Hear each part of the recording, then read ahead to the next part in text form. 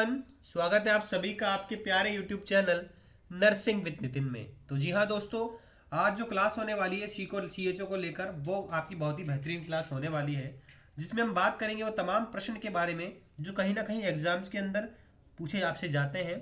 बहुत सारे क्वेश्चन की आज बात करेंगे और आज बात करेंगे हम कि कौन से क्वेश्चन जो है एनाटॉमी फिजियोलॉजी से रिलेटेड आपके एग्जाम में पूछे गए हैं और आगे एग्जाम में पूछे जाएंगे।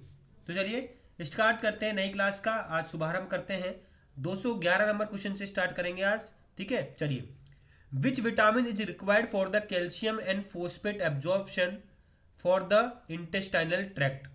इंटेस्टाइन के अंदर, इंटेस्टाइनल ट्रैक्ट के अंदर कैल्शियम और फोस्फेट जो आपके विटामिन, कौन सा एक प्रकार का ऐसा विटामिन होता है जिसकी आवश्यकता पड़ती है कैल्शियम और फोस्फेट के एब्जॉर्प्शन के लिए इंटेस्टाइन के अंदर। तो दोस्तों आप सभी को पता है विटामिन डी जो होता है, क्या दोस्तों, विटामिन डी जो होता है इसकी आवश्यकता पड़ती है आपको किसके एब्जॉर्प्शन के लिए? जब भी आपको कैल्शियम का एब्जॉर्प्शन करना हो या बात की जाए आपको फोस्फेट का एब्जॉर्प्शन करना हो, किसका, फोस्फेट का एब्जॉर्प्शन करना होता है, तो आपको एक विटामिन की आवश्यकता पड़ती है जिसके माध्यम से आप क्या करते हैं, जल्दी से विटामिन डी जो होता है इसके माध्यम से होता है आपके कैल्शियम और फोस्फेट का एब्जॉर्प्शन होने में मदद मिलती है। तो वो इंटेस्टाइनल ट्रैक्ट के अंदर से कैल्शियम और फोस्फेट का एब्जॉर्प्शन कराने के लिए मदद करने का काम जो विटामिन करता है वो होता है आपका विटामिन डी। तो बेहतर उत्तर क्या हो जाएगा आपका, vitamin D is the right answer. चलिए बात करते हैं the bone which is known as kneecap. कौन सी प्रकार की ऐसी एक बोन होती है जिसको नी कैप कहा जाता है, यानी कि जो आपकी नी होती है, घुटना जो होता है उसकी हड्डी जो होती है, इसको कवर करने वाली जो नी कैप बोन होती है वो कौन सी होती है? तो आप सभी को दोस्तों पता होना चाहिए, नी कैप बोन कहा जाता है, वो कहा जाता है आपके किसको, पटेला को। पटेला जो होता है उसको नी कैप बोन कहा जाता है कि आपके जो घुटने की हड्डी होती है इसको कवर करने वाली भी एक हड्डी होती है, ठीक है, उस बोन का नाम होता है पटेला। ठीक है, चलिए बात करते हैं नेक्स्ट प्रश्न की। The joint found between scapula and humerus is. ऐसा कौन सा एक ऐसा जॉइंट होता है जो कि स्कैपुला और ह्यूमरस, स्कैपुला बोन और ह्यूमरस बोन को जोड़ने का काम करता है, वो कौन सा प्रकार का जॉइंट होता है? तो आप सभी को पता होना चाहिए, बॉल एंड सॉकेट जॉइंट। आपकी ह्यूमरस की हड्डी और स्कैपुला हड्डी को मिलाने वाला जो बोन होता है या जॉइंट होता है उसको कहा जाता है बॉल एंड सॉकेट जॉइंट। क्या कहा जाता है? बॉल एंड सॉकेट जॉइंट कहा जाता है दोस्तों। चलिए अब बात करते हैं next, knee and elbow joint are the example of.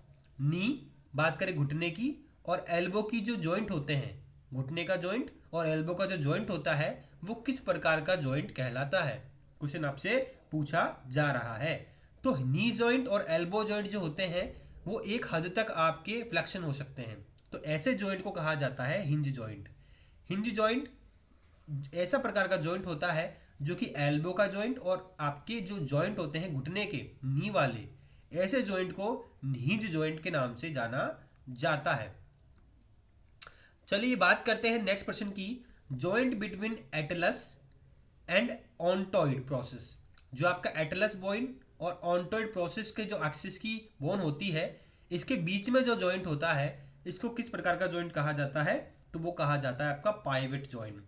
Pivot joint एक प्रकार का ऐसा जॉइंट होता है जो आपकी एटलस बोन और ऑन्टॉइड प्रोसेस के बीच में जोड़ने वाला जॉइंट माना जाता है, जिसको कहा जाता है आपका पाइवेट जॉइंट। क्या कहा जाता है? पाइवेट जॉइंट कहा जाता है, पिवोट जॉइंट कहा जाता है।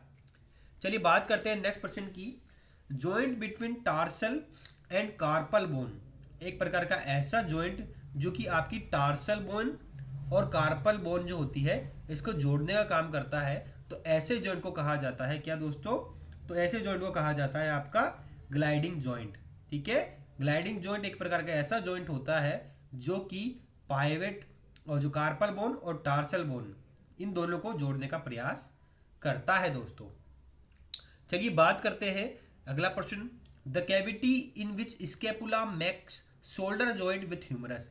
एक ऐसी कैविटी मतलब कि एक ऐसी खाली जगह जहां पर आपका जो स्कैपुला होता है और शोल्डर का जॉइंट होता है विथ ह्यूमरस। शोल्डर जॉइंट और ह्यूमरस जॉइंट एक ही खाली जगह पर जाकर दोनों आपस में मिलते हैं, तो ऐसी जॉइंट ऐसी कैविटी को, खाली कैविटी को कहा जाता है दोस्तों, उसको कहा जाता है आपका क्या दोस्तों उसको कहा जाता है आपका ग्लिनॉइड।